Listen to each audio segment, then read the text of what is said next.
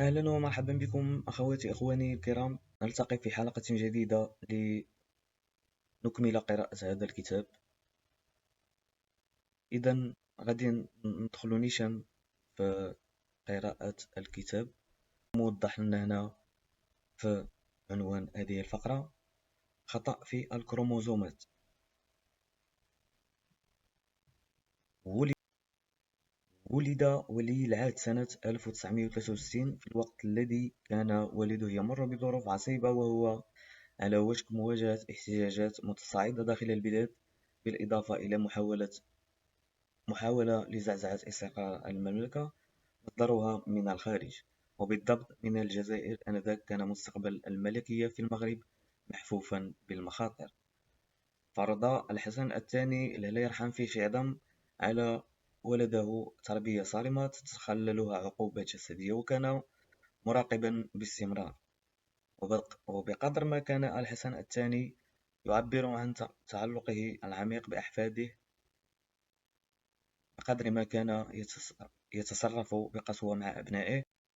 وقد عبر ابن عم محمد الخامس الأمير هشام هذه العقوبات الجسدية بقوله: في يوم من الأيام انتبه الملك إلى أن الخدم كانوا متساهلين مع ولده البكر ومع أيضا، فقال لنا: ما قاسيتم لم قال لنا ما قاسيتم لم يكن صرخة ألم حقيقي، بل مجرد مسرحية.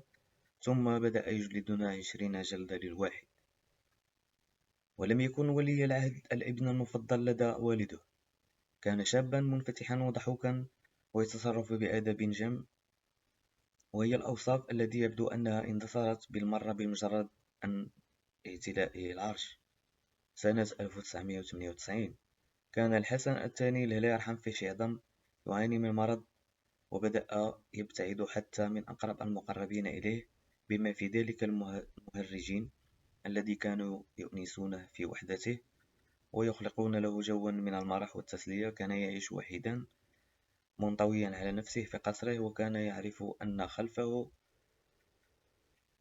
سيتمتع بفضله هو بسلطات مؤسساتية هائلة بشكل غير مسبوق. لكن الموت الذي بدأ يؤرقه حينها كان يقيم على كل جنبات القصر. ما من شك في أن الحسن الثاني لا يرحم فيه شعظم كان يشعر خلال تلك الأيام الحرجة من عمره بحزن عميق على هذه القوة العظيمة التي كانت تختلج بين جنباته غير دفينة ممن سيرثها بعده. في هذا الوقت أدرك الحسن الثاني الفخ بعد أن قام بنفسه بشطب التقليد الذي كان يخول للعلماء مهمة اختيار وتعيين العاهل الجديد للبلاد. أصبح الولد البكر مفروضا كوليا للعهد، لكنه فضل عدم المجازفة فأبقى على هذا الخيار، لكن دون حماسة أو اقتناع، بسبب خشيته من تعريض الملكية للخطر. في الأيام الأخيرة من عمره كان الحسن الثاني لا يرحم فيه شعظام يشعر أن الوقت أصبح محسوبا عليه بدقة، فبدأ يكثر من الاعترافات عن طريق جمل قصيرة بليغة ومعبرة. عندما سألته: هل أنت مطمئن لمعرفتك أن خلافتك ستتم بشكل مستقر؟ أجابني بصوت لاذع: لا زلت أتساءل، بالرغم من كل المظاهر فإن اختياري لم أحدده بعد بشكل نهائي. توقف لبرهة وكأنه يريد أن يصعد. لا أريد أبدا أن تصبح هذه البلاد ضحية لخطأ في الكروموزومات. حتى والده حتى بوه عرفو ماشي حتى بوه حس به بأن الهرمونات عندهم متغيرة. حتى بوه حس به بأن الهرمونات ماشي هي هذيك عندهم متغيرة. من الواضح أن هذا التعبير كان عنيفا جدا، ولكنه عندما رمقني أدونه في مذكرتي لم يطلب مني التخفيف من حدته. لم يترك الحسن الثاني لابنه سلطة سياسية مطلقة فقط، بل ترك له أيضا قوة اقتصادية ومالية هائلة منذ بداية الثمانينات من القرن العشرين. أمر بتحرير الاقتصاد وبدأ في تنفيذ برنامج للخوصصة. هنا أيضا يمارس الملك سلطته، حيث أن الشركات العمومية المزدهرة أصبحت في ملكيته، ولكن ذلك كان يتحقق في كل مرة.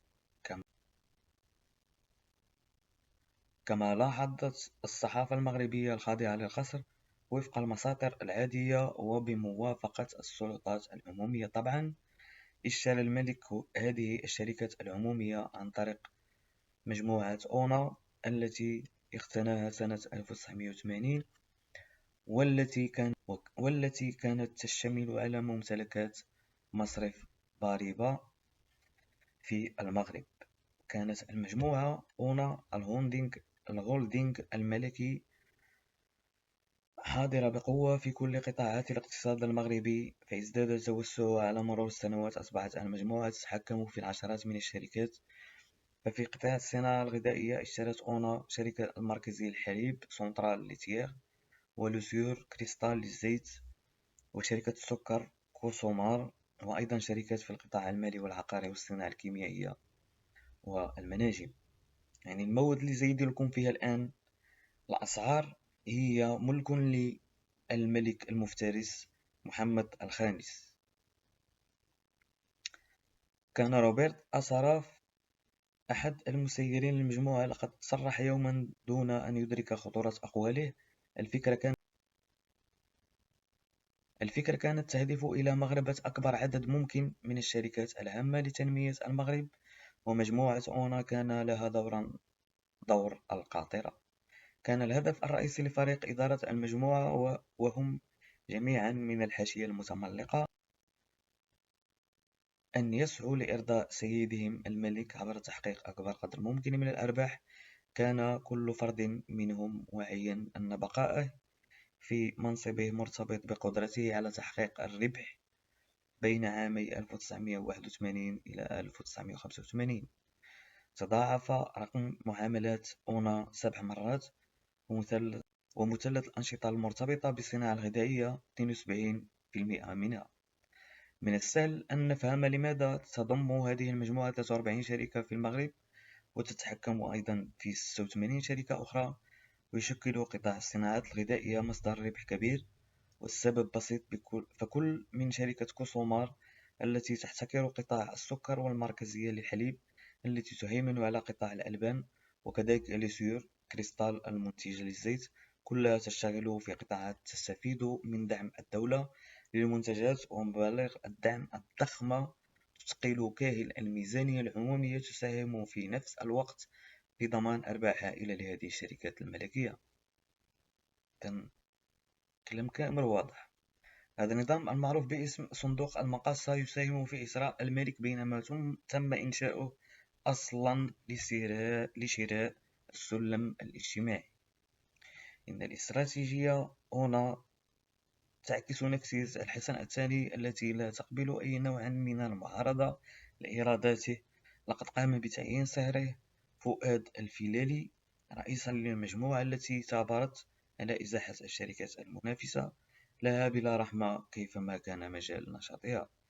على مر السنين أصبح المغرب بلدا غريبا، وصورته تخدع المرء، حيث فقدت الحياة السياسية معناها كما فقدت قواعد اقتصاد السوق معناها. كان الحسن الثاني الحافش أيضا قد سمح على الأقل لبعض رجال القطاع الخاص أن يطوروا أنشطتهم بجانب أونا. أما اليوم فإن الاستراتيجية التي تبنى سلفه ضيقت من هذا الهامش. كان الحسن الثاني بطلا في التدخل والتحكم، حيث يصنع بنفسه الأدوار ويختار من يلعبها على مسرح الأحداث، ورسم بنفسه معالم النظام الملكي، ووجه بنفسه الطريق الحياة السياسية. هكذا يحكي: كنت أسوق السيارة على الطريق حينما قلت في نفسي من المفيد أن ينشأ بالمغرب حزب شيوعي لإغناء الطيف السياسي. نولي نعاود هاد الجملة هادي باش تفهموها مزيان. كاينة كلمات عديدة كاينة معاني كثيرة بين السطور. إذن هكذا يحكي: كنت أسوق السيارة على الطريق حينما قلت في نفسي: من المفيد أن ينشأ بالمغرب حزب شيوعي لإغناء الطيف السياسي. ثم التفتت الذي كان يجلس بجانب وقلت له: سوف تنشئ حزبا شيوعيا وتكون أنت قائده. كان يضمر احتقارا عميقا للطبقة السياسية التي يريدها خاضعة للأوامر، والتي يتم اختيار ممثليها حسب قدرتهم على الخضوع والانحناء. هذا ما عبر عنه المهدي بن بركة أستاذ في الرياضيات الذي أصبح معارضه الرئيسي، حيث قال لاذعا: إذا انحنيت كثيرا وقمت بتقبيل اليد فسوف تمنح المكافآت لك دون شك. كان يحب التحكم في الخيوط عن بعد، كأنه يلهو بالدماء المتحركة. ذات ليلة بينما كانت الساعة قد تجاوزت 10 في قصر الصخيرات على بعد 30 كيلومتر من الرباط، خاطبني قائلا: لقد أعددت لك مفاجأة، رتبت لك عشاء مع الوزير الأول وزعماء الأحزاب السياسية الرئيسية. شكرا يا صاحب الجلالة، متى ذلك؟ الآن، إنهم ينتظرونك، قالها والفرحة تغمره. فهممت بالانصراف، لكنه أمرني بالبقاء بالإشارة من يده وأضاف: لا داعي للعجلة. لم يسمح لي بمغادرة القصر إلا والساعة تقارب 1 إلا الربع ليلا، فلم ألتحق بمكان العشاء حتى 1:30، فوجدت رجالا مسنين يغالبون النوم على أرائكهم. فقلت للوزير الأول محمد كريم العمراني: كما كينعسو دابا في البرلمان. أعتذر على هذا التأخير. أجابني المسكين وهو يفرق عينيه ليستيقظ: لا عليك، كنا ننتظرك ونحن نتجاذب أطراف الحديث. إذا إخواني الكرام، في هذه الحلقة سوف نكتفي إلى هذا القدر، ونلتقي في حلقة قادمة لإكمال هذا الكتاب تحت فقرة عنوانها: حكم مطلق استبدادي بغطاء الشرعية. إذا كل عنوان كيبين بأن هناك العديد من الأشياء المشوقة التي نريد أن نعرفها. إذا إخواني، إلى اللقاء وإلى حلقة قادمة إن شاء الله.